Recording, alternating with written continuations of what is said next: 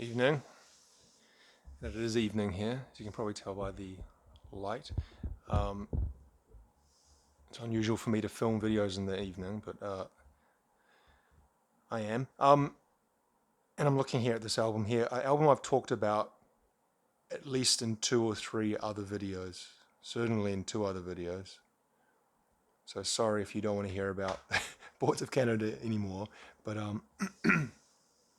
I bought this. I bought it secondhand. I made a video last week about it that I got it secondhand. And I've been listening to it a lot over the last week. I listened to a lot over the last 10 years, but I mean, specifically the last week, from end to end, I've listened to it a bunch of times. And it's kind of made me appreciate how much I absolutely love this album. It's a absolute 10 out of 10, A plus, top tier, however you want to phrase it. It's one of my favorite albums of all time. Um, so I've talked before about why I have two copies, but just as a quick recap, I bought this copy here in 2013 when this album was first released. I was living overseas. I was living in South Korea. I if you remember in the lead up to the release of Tomorrow's Harvest, the band released all kind of cryptic clues and messages. I kind of remember it. I wasn't really following it that closely, to be honest. That kind of stuff, like it's interesting, but at the end of the day, I just want to hear the music. I'm not into doing kind of treasure hunts and all the other, figure out codes and stuff. I'm too dumb for that kind of stuff. But I remember they released the first single, or the first, I guess, taste of the album was "Reach for the Dead." They released a video of that on YouTube, and I listened to it. I liked it. I wasn't blown away by it, but I liked it. And I thought, okay, I'm not going to listen to anything if they release anything else or whatever, or if I can, get a pirated copy. I'm not going to listen to anything until I get the full album from end to end, so I can listen to it as a full piece. And so I ordered it from Amazon, and arrived mid June 2013, so just almost exactly 10 years ago. And I remember the first day listening to it. I loaded it onto my iPod. I still had an iPod in 2013. I'm always kind of a step or two behind technology. But I remember walking. I woke up very early in the morning, like 5:30, 6 a.m., and I was working at a university at the time, and I had to go into the university office to do some paperwork, basically some admin work that was due at the end of the semester. And so I wanted to get in the office before anyone else was in there doing. I kind of remember walking, and it was in Korea. It gets really hot in the summer, really humid, and even I remember 5:30, 6 o'clock in the morning walking, and it was just so humid in the air, and I was sweating. And listening to this album, then going to the office and turning the air conditioning up full, and listening to the album on headphones while I was doing office work, and a good memory and a good kind of way to kind of first take in the album. And that first year, 2013, I listened to this album a lot, and a lot of the memories I have of that year are connected to this album, quite intrinsically. And there's a lot of kind of personal things I could say, but it's not really important or, I guess, interesting for anyone else except for myself. But I've said before that the disc of this one was stuck in the car in South Korea. So my wife and my car that we owned over there, had a CD player, and it was fine for the 7 years we lived there. I lived there, and then like literally 2 weeks before we're due to leave, it just decided to stop ejecting the CD, and it would still play it fine. It could play, but it would not eject it.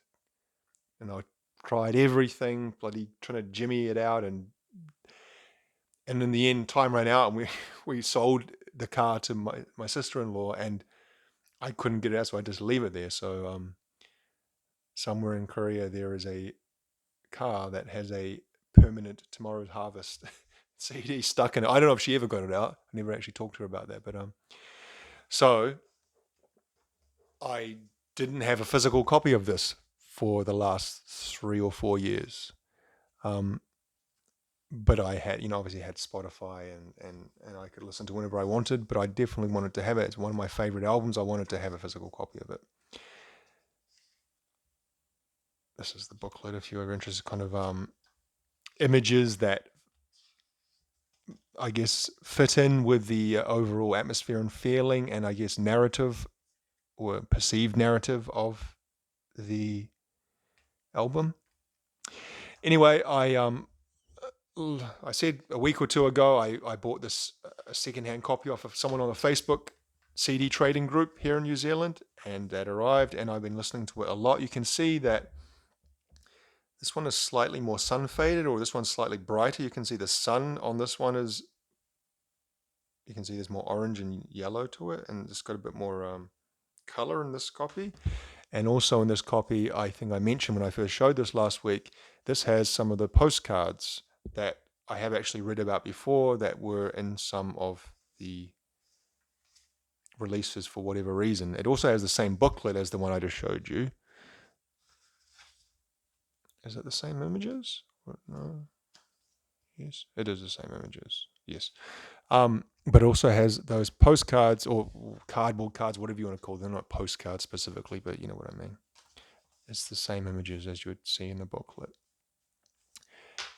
And the disc, you might recognize if you've ever listened to it before, seen it before. A Warp Records release. So like I said, I've been listening to it a lot. And I've also been thinking about it a lot because I've read a lot about this album, read other people's opinions over the last 10 years about it, and I've also had my own feelings. And I don't think you really need to research too much, because I think the music really does evoke the images that they were wanting, that the band were wanting. The band, the guys, the brothers. So if you look at the album cover, it is kind of like a desert foreground with the silhouette of a city in the background, which I believe is San Francisco. And I think this was taken from a naval base across the bay in Oakland from San Francisco. So it's not actually a desert, I think. Well, it could be. It looks like it's almost like superimposed. Maybe it is a desert and then superimposed the cityscape on the back. And then you kind of got this bright light. It almost kind of looks the way that I always saw it in two ways. Kind of the ghost of the city. Like the city's gone now, but you can kind of still see, what once was. Also, I kind of took it to mean it like the point of a nuclear bomb exploding and, the bright flash and then those are the two ways I took it to mean, to be. And then the title, Tomorrow's Harvest. So the future harvest, the harvest of what you grow. So, we talk about harvesting for food and whatever, fruit and vegetables or crops. And so the idea of what we do today is what you reap what you sow. What you sow today is what you harvest tomorrow or further than tomorrow. But and they are meaning this more in the concept of the world and what humans are doing to the world and what we are going to harvest from our actions in the present and the past and what's going to happen in the future. And so then you look at the titles of the songs, and I guess it doesn't totally immediately come off as kind of apocalyptic or anything like that, but Reach for the Dead, Cold Earth, Sick Times, Sundown, Come to Dust. You could kind of say that they follow a certain, decaying feeling. What's the word? Motif or whatever, however you want to phrase it. So it starts off the first song, Gemini, and the way that they've told it and the way that it feels is that they wrote this as almost kind of like soundtrack music. And it sounds like like it's the soundtrack to the death of the earth, or at least human civilization on the earth. Um, humanity, I guess, humans. And Gemini sounds like it's at the very, very start. It's got that kind of like 70s, 80s sounding like trumpet keyboard that you would hear at the beginning of like a public service documentary or educational documentary, which is a lot of where their imagery and sound comes from, those 70s and 80s educational PBS type documentaries that if you're of my age or older, or maybe younger as well, you might have been exposed to in your childhood. And from what they've said, a lot of what their music, what they try to evoke is that same feeling. Anyway, Gemini starts off and it's kind of like creepy. And the way that I feel when I hear that song, it's kind of like, how would you say? See, I'm not getting to this part where I was going to be completely tongue-tied for the next 10 minutes trying to explain my feeling of the songs. An overview of a dead world. That's kind of like if it was a movie, like you see the end at the beginning, like a common storytelling narrative device they use in movies, or at least they did in the kind of the 90s and 2000s, where they would show the last scenes of the movie, or not, the result of the movie or the end situation of the movie, and then they'd go back and tell the beginning of the story, kind of mixing up, cutting up the narrative in a not entirely traditional way. That's what I feel with Gemini. It feels like it's like a robot droid kind of drone going over the earth and looking at the waste and ruins of humanity, and nothing's left. And then it kind of goes into the movie proper from the start of it, so with Reach for the Dead. And I'm not saying I've got like a specific scenes for every song. It's really not that. It's more like kind of the feeling. And I feel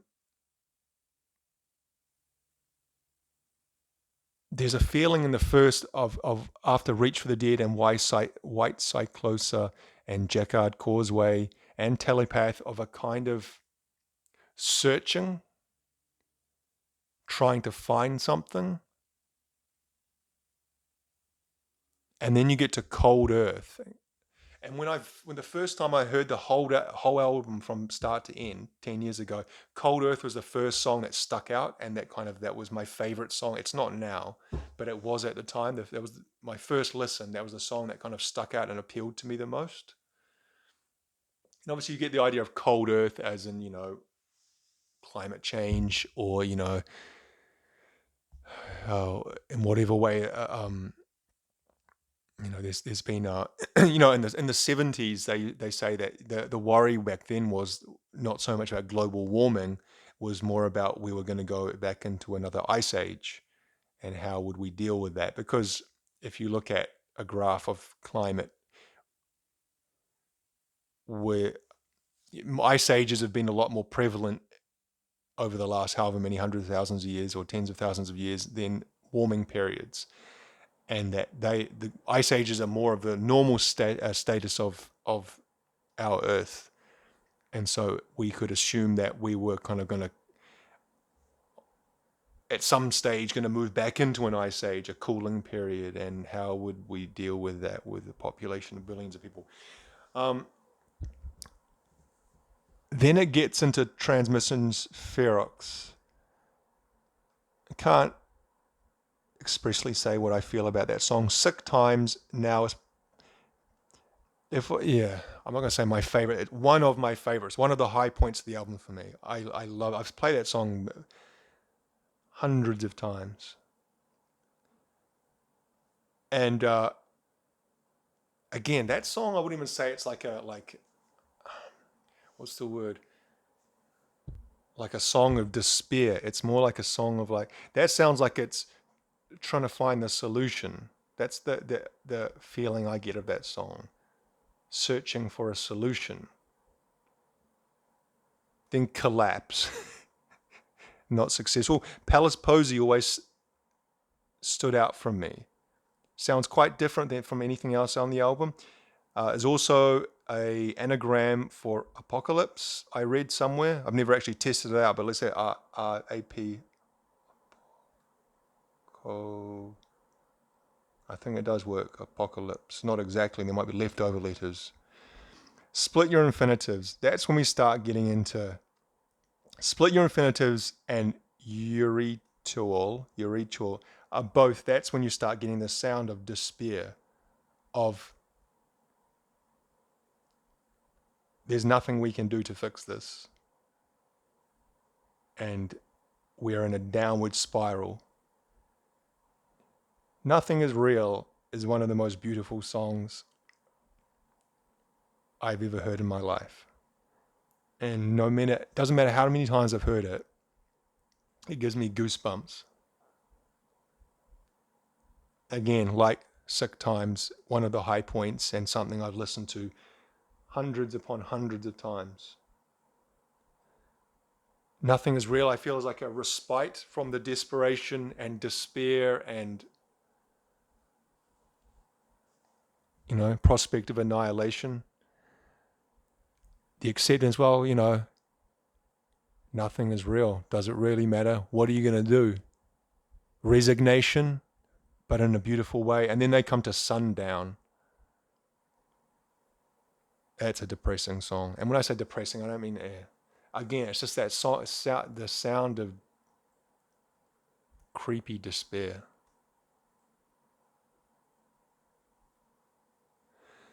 New Seeds, the way that I found that, the feeling of that song, another beautiful song, the feeling of that song and also the name of the song, New Seeds, is that, do we have hope? We have new seeds, but there's a new hope. Maybe there's been a breakthrough or discovery, and this could save us. And that song's got some kind of energy coming out of Sundown. New Seeds has got some energy, and it kind of builds. And then there's the coda of that song, the last, I don't know, a minute or so, has this kind of very soft, almost lullaby-ish keyboard. And it really evokes, I don't know, childhood or something. Like this, the fading out of a TV show or something. I always feel when I hear that. Come to Dust, again, the name of the song, Come to Dust means, I feel it means come to nothing, failure. We had new seeds, we tried, but it came to nothing. It came to dust. It turned to dust in our hands. Love the way that song starts off, kind of fades in. And someone I saw somewhere thinks that is sampled and slowed down from Madonna's Live to Tell. If you listen to the very first 10 seconds of Madonna's song Live to Tell, and then you slow it down, it sounds very, very similar to the first 10, 20 seconds of Come to Dust. And then we get to Semenovik, which is Russian for Seeds of Death. And you don't really get more conclusive than that. Seeds of Death. New Seeds? No, Seeds of Death. And I read an interview with the brothers, and they said they wanted that song to evoke complete resignation to the despair, that it was trying is futile, the futility of it all. So at some future point, whether that's in 5 years or 10 years or 100 years or who knows, maybe no point, maybe we get out of this, but there comes a point where you realize we can't fix this. We're fucked. There's going to come a year when the food doesn't grow, when the the crops don't grow and the food runs out, and that is tomorrow's harvest for us. It truly is just a perfect album. And they haven't made and released anything for 10 years, but if they could, if this is the level of quality they turn out, then I can accept that, 10 years, 20 years. But it's just so sadly beautiful, so desperately beautiful, so darkly beautiful. I don't know how else to really explain it. But we'll leave it there. Boards of Canada, tomorrow's harvest. Sorry for talking about it again.